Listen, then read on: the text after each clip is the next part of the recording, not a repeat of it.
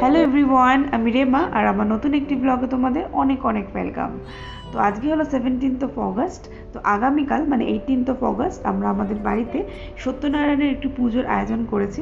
তো তার জন্য আজকে সকালবেলা আমরা ব্রেকফাস্ট করে তিনজনে চলে এসেছি আমাদের অফিসের কলোনিতে। কারণ আমাদের বাঙালি পুজোতে যা যা উপাচার লাগে, বিশেষ করে কাঁচা জিনিস, তো সেগুলো এখানে না বাজারে বা ফুলের দোকানে ইজিলি পাওয়া যায় না। যেমন বেলপাতা, কলা পাতা, কলা গাছ বা তুলসী পাতা, দুব্ব, এগুলো কিন্তু দোকানে পাওয়া যায় না। তো এর জন্য আমাদের এই কলোনি ভরসা। কারণ এই কলোনির কোয়ার্টারে অনেক জায়গা আছে, তো সেখানে মানুষ বিভিন্ন রকমের এই ধরনের গাছপালা লাগিয়ে থাকে। তো সেটার বেনিফিট আমরা সবাই পেয়ে থাকি। যার যখন প্রয়োজন হয় তখন সেখান থেকে আমরা তুলে নিয়ে আসি। তো আজকে সেখানেই এসেছি। এটা আমাদের অফিসের কলোনি। তো রোহানেরই এক অফিসের এক স্যার এক কোয়ার্টার, সেই কোয়ার্টারে এসেছি। তো কোয়ার্টারের পিছনে অনেক জায়গা থাকে, সামনে অনেক জায়গা থাকে, সেখানে মানুষ অনেক গাছপালা এরকম লাগিয়ে থাকে। তো এই স্যারের বাড়ির পিছনে মানে কোয়ার্টারের পিছনে এরকম অনেক কলা গাছ রয়েছে। শুধু এই স্যারের বাড়ির কোয়ার্টারের পিছনেই না, অনেকেই এরকম কলা গাছ লাগিয়ে থাকে। তো কলা গাছ বা কলা পাতা দরকার হলে আমরা এই কোয়ার্টারেই আসি। তো এই যে দেখছো চারা, ছোটো ছোটো কলা গাছ অ্যাকচুয়ালি দ্বার ঘটে লাগবে, তার জন্য এখান থেকে চারা কলা গাছ এরকম কেটে নিয়ে যাবো। আর কলা পাতা তো এমনিতেও পুজোয় লাগে। তো কলা পাতা, দুব্ব, বেলপাতা সবই এখান থেকে আমরা এখন সংগ্রহ করব। তো সঙ্গে থাকো ব্লগটায়। ওটা এটা সমান হবে তো? नहीं बोला बोला था कि शाम को जाएंगे, लेकिन वो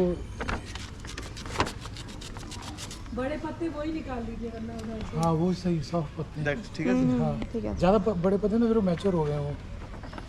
और ले लो, 4 चाहिए ना। ये कटा हुआ कटा है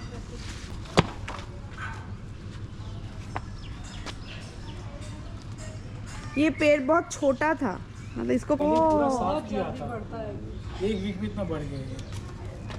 अभी एनफ एनफ কলোনির পরিবেশটা আমার না ভীষণ ভালো লাগে, কারণ এত গাছপালা, এতটাই গ্রিনারি আর এতটাই আই সুদিং, কত পাখির ডাক, মানে আর খুব সুন্দর লাগে একটা।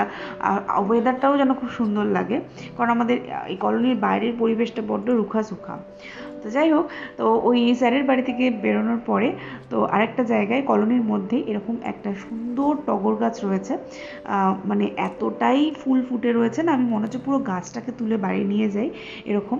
আমি যখন প্রায় আগে কলোনিতে থাকতাম, শ্রাবণ মাস করতাম, তখন এই গাছ থেকে প্রায় এরকম ফুল তুলে নিয়ে যেতাম। তো আমার মা স্পেশালি বলে দিয়েছে যে ওই টগর গাছ থেকে টগর ফুল নিয়ে আসিস। তো এত ফুল তুলছি, তাও গাছটার যে একটা সাদা ধবলত্ব একদমই যাচ্ছে না। দেখুন এত ফুল, প্যাকেট ভরে গেছে পুরো।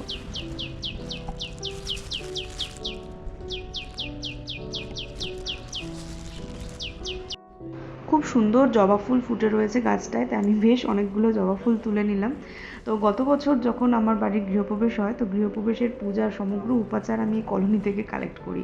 তখন আমি ব্লগ মানে আমি দেখিয়ে উঠতে পারিনি, তাই আমি ভাবলাম এবারের পুজোয় আমি সব এই কালেক্টটা গ্যাদার করাটা আমি দেখাবো, ভিন্ন স্টেটে থাকলে কীভাবে এইসব জিনিস গাছ থেকে তুলে তুলে ইউজ করতে হয়। এই যে দেখছো, এটা একটা খুব সুন্দর আতাফল গাছ। আমাদের কলোনিতে প্রচুর আতাফল গাছ রয়েছে, মানে যেটাকে সীতাফল বলে। তো এখানে অ্যাকচুয়ালি মিক্স কালচার রয়েছে, তো মানে বিভিন্ন স্টেটের মানুষ থাকে এখানে। তার জন্য প্রতিটা মানুষের মানে নিজের যা লাগে সেসব জিনিস এরকমভাবে চাষ করে নেয়, মানে লাগিয়ে নেয়, তার ফলে সেটার বেনিফিট সবাই পেয়ে থাকে। এই যে এখান থেকে রোহান আম পাতা নিয়েছে, কারণ দ্বার ঘটে, দেবী ঘটে লাগবে বা টানাতেও লাগবে। তো সব পুজোর ভরসা কিন্তু এই কলোনি, নাহলে কিন্তু সম্ভব হতো না, এগুলো একদমই পাওয়া যায় না। দেখুন কি সুন্দর গোলাপ গাছ, জবা ফুল প্রচুর লাগিয়েছে মানুষ এখানে। তো এই আমরা তারপর বাড়ি চলে আসি। তো এইগুলোকে রোহান কী করে, বাড়িতে এসে একটা গামলার মধ্যে সব একত্রিত করে ওটার মধ্যে একটু জল দিয়ে রাখে, বলে যাতে একটু ফ্রেশ থাকবে। বেলপাতাও প্রচুর তুলেছি, ওটা আমি দেখাতে পারিনি। এই যে সব কিছু ফ্রেশ থাকবে, কালকে পুজো আমাদের। তো কী করে সারাটা দিন কেটে গেল আমি বুঝতে পারলাম না। তো আমরা মানে পুজোর বিভিন্ন জিনিস জোগাড় করতে করতেই পুরো দিন কেটে গেলো। এখন 9:30 পৌনে 10টার মতো বাজে, মানে রাত। তো আমরা একটা গ্যাসের ওভেন কিনলাম, কারণ আগের ওভেনের যে একটা চুলা একদমই মানে খারাপ হয়ে গেছিলো, আর চলছিল না। তো সকালে কিনে নিয়ে এসেছিলাম, রাতে উনি এসে এখন সার্ভিস করে মানে ফিট করে দিয়ে গেল। আমাদের জানেন তো এখানে ম্যাক্সিমাম জায়গায় হচ্ছে লাইনে গ্যাস আসে, সিলিন্ডারের কোনো ব্যাপার নেই, গ্যাসের মানে বিল হয়। তো যাই হোক, এই মাটির ঘর দুটো কিনে নিয়ে এসেছিলাম, দ্বার ঘর, দেবী ঘর। তো এগুলো আমার মেয়ে এখন কালার করছে, কারণ লাল না কেমন লাগবে, তা লাল করছে, রং করছে। আমার মেয়ে প্রত্যেকের কাজে ব্যস্ত। উঠেছে তার। আস্তে আস্তে আস্তে আস্তে তুমি কি করছো? কি কালার করছো? রেড আরইডি রেড আরে রেড কালার আমিও বুঝেছি, কিসে কোথায় করছো? কালার করছো? ঘটে কি হবে ঘরটায়? ডিজাইন বানাবো। ডিজাইন হবে না, পুজোয় লাগবে। কালকে যে পুজো সেটা বোঝা যাচ্ছে, প্রত্যেকে প্রত্যেকের কাজ নিয়ে ব্যস্ত। এখানে জানেন তো মাটির ওই কলসগুলো দশকর্মার দোকানে পাওয়া যায় না, আলাদা করে মাটির জিনিস বিক্রি হয় সেই দোকানে পাওয়া যায়। আবার কেরম রং করা না, কেমন লাগে বলুন তো, একটা ফেব্রিক কালার কিনে ওটা মেয়েকে দিয়ে দিয়েছে, ও ভালো পারবে এই কাজ। তো এখানে আমি ওভেনটা একটুখানি চন্দন একটু সিঁদুর দিয়ে গঙ্গা জল ছিটিয়ে আমি আমার মতো করে একটুখানি পুজো করে নিচ্ছি।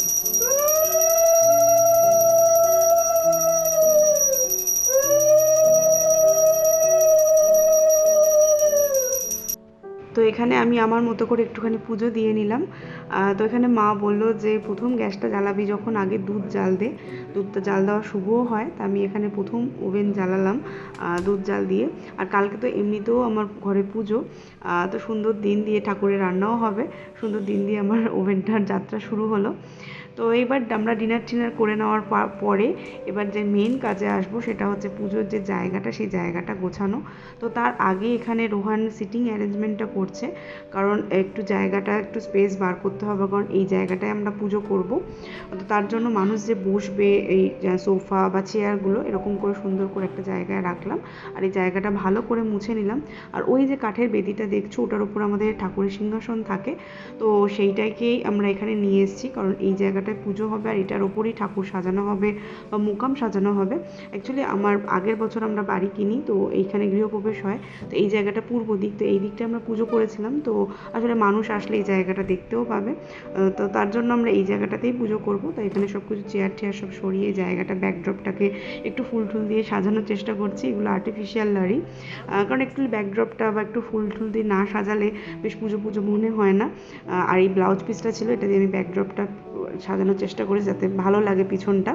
তো আমি রোহান মা তিনজনে মিলে যতটা আমাদের সাধ্যের মধ্যে হয় ততটুকু আমরা সাজানোর চেষ্টা করছি।